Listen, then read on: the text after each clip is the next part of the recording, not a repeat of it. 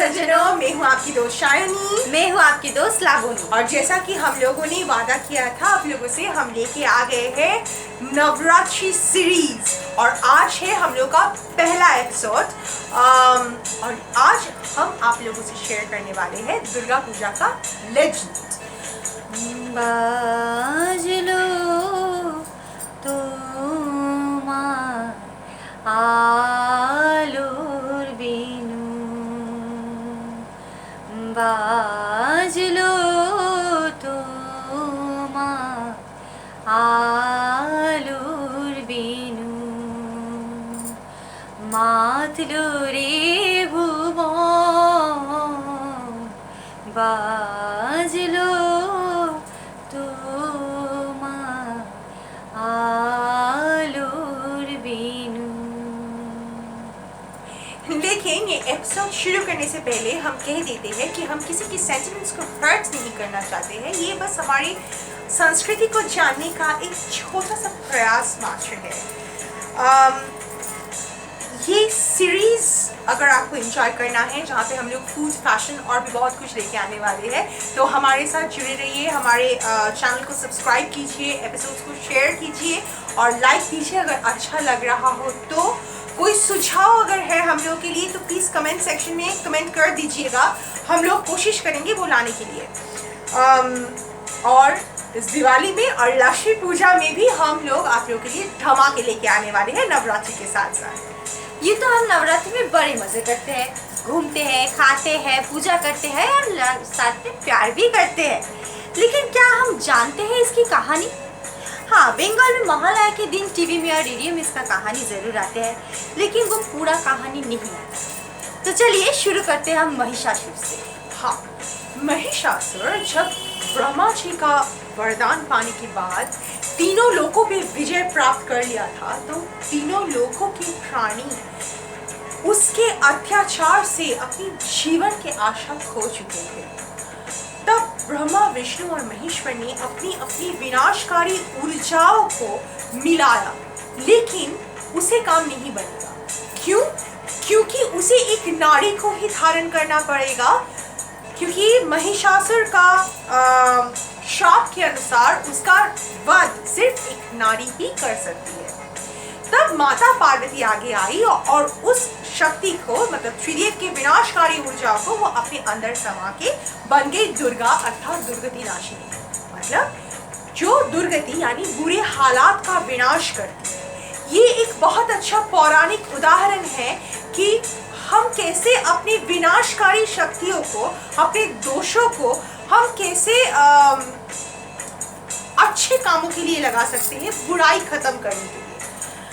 तो अमरत्व के अहंकार में चूर महिषासुर तो भूल ही बैठा था कि किसी नारी के हाथों उसका वध भी हो सकता है। बिल्कुल जिस तरह आज लोग भूल जाते हैं जब नारी का अपमान करते हैं।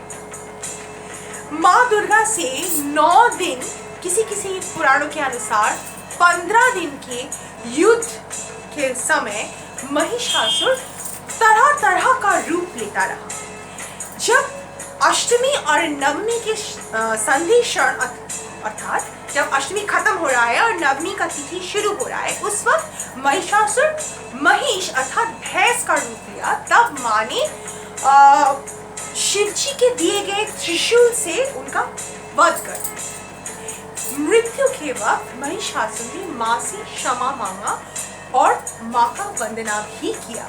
तो माँ उसे क्षमा करते हुए माँ ने कहा, वत्स, मेरी पूजा से पहले होगी तुम्हारी पूजा।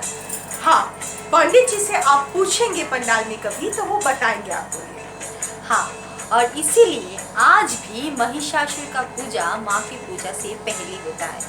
लेकिन ये जो हम ऑटम में यानी शरद काल में जो नवरात्रि का पूजा करते हैं ना, वो ना पुराणों में नहीं है, बल्कि पुराणों के अनुसार तो वसंत यानी स्प्रिंग में होता है नवरात्रि का पूजा। और उसी स्प्रिंग में उसी समय जन्म हुआ था राम जी का। हाँ, इसीलिए वो वसंतकालीन नवरात्रि का नवमी इतना इम्पोर्टेंट होता है। वैसे दशमी का जो दिन होता है शरतकालीन नवरात्रि में, वो भी बहुत इम्पोर्टेंट होता है, वो राम जी के लिए। क्यों? हम रामायण की कहानी में चलते हैं। अभी तो जगह जगह पे रामलीला होता है, इसीलिए हमको तो पता है ही। रावण नारी का घोर अपमान तो करता था, लेकिन वो नारी को ही, नारी शक्ति का आराधना करके, उसको संतुष्ट करके ही इतना शक्तिशाली बना था, इतना शक्तिशाली था वो कि हमारे मर्यादा पुरुषोत्तम राम जी अपने पूरे वानर सेना के साथ भी उनसे जीत नहीं पा रहे थे, बार बार हार रहे थे। इसीलिए जाम्बवन ने राम जी को उपदेश दिया कि किसी नारी शक्ति का आराधना करके ही रणभूमि में उनको उतरना है, अगर उन्हें लंकेश को हराना है तो राम जी ने क्या किया, समय से पहले अर्थात वसंत से पहले ही शरद काल में ही पूजा किया दुर्गा माँ का। इसीलिए इस समय की दुर्गा पूजा को हम लोग अकाल बोधन भी बोलते हैं।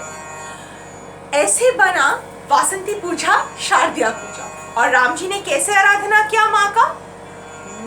जागो तुम्हें जागो,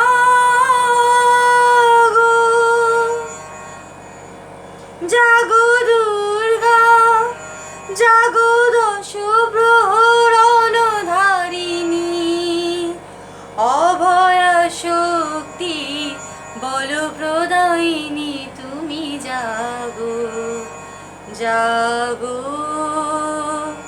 तुम्हें जागो, प्रणमी बरदा अक्षरा तुला, प्रणमी बरदा अजरा तुला, बहु बल धारिणी रिपुदल मारिणी, जागो माँ।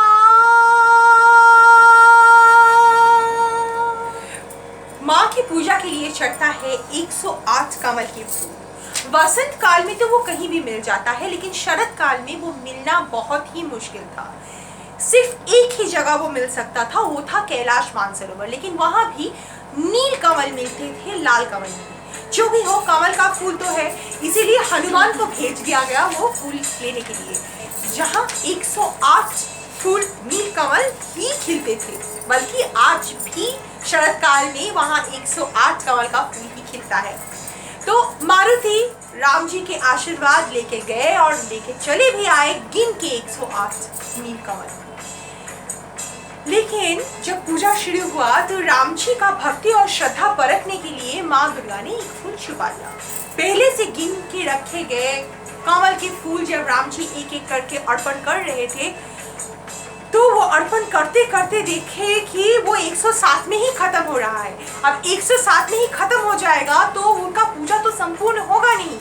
इसीलिए उन्होंने क्या किया, वो तो कमल नयन थे ही, उनकी आंखें भी नीली थी, तो उन्होंने नील कमल के बदले अपने एक आंख वो अर्पण करने वाले थे। बस तीर मारने ही वाले थे वो अपने आंखों में, तब माँ ने उन्हें थाम लिया और उनकी भक्ति और श्रद्धा से संतुष्ट दुर्गा माँ ने उनको अखंड विजय प्राप्ति का आशीर्वाद दिया। तो इस नवरात्रि में हम राम जी को स्पेशल थैंक्स देते हुए अपना सीरीज, अपना एपिसोड हम आगे बढ़ाएंगे। आज का एपिसोड यहीं पे खत्म होता है, लेकिन हमारे साथ आप भी थोड़ा गाइए। देखो मन কাশবন দুলছে যে শাড়ি কবে ঢাক দিকে ডাক দুলছে যে তারি, দেখো মন কাশবন দুলছে যে শাড়ি কবে ঢাক দেবে ঢাক দিন গুনছে যে তারি, শিউলি মাখা গল্প আগমনীর গান কুমোর টুলির গন্ধ ছড়ালো, বলো বলো দুর্গা এলো, বলো বলো দুর্গা এলো, বলো বলো দুর্গা এলো, দুর্গা এলো, দুর্গা এলো, বলো বলো দুর্গা এলো, বলো বলো দুর্গা এলো। 4 দিন প্ল্যানিং আজ ফুর্তিতে ঠাসা, বৈঠক থেকে রক সব হুল্লোড়ে ভাষা। 4 দিন প্ল্যানিং আজ ফুর্তিতে ঠাসা, বৈঠক থেকে রক সব হুল্লোড়ে ভাষা। দুনু চির চাঁদে সেজে হৃদয়ের তাল, হবে ষষ্ঠীতে শুরু চল, বলো বলো দুর্গা এলো, বলো